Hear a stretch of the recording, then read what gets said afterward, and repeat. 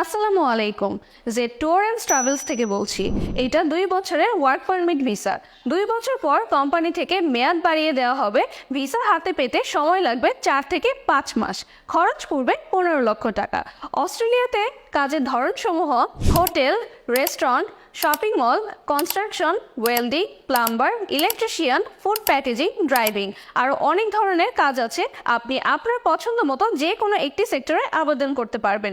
যে কোনো কাজের বেতন হবে সর্বনিম্ন 2 থেকে 3 লক্ষ টাকা। ওভারটাইম করলে বাড়তি টাকা ইনকাম করতে পারবেন।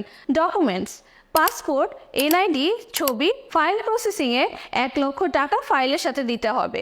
যখন আপনি বিএফএসে ফিঙ্গারপ্রিন্ট করবেন তখন 4 লক্ষ টাকা দিতে হবে।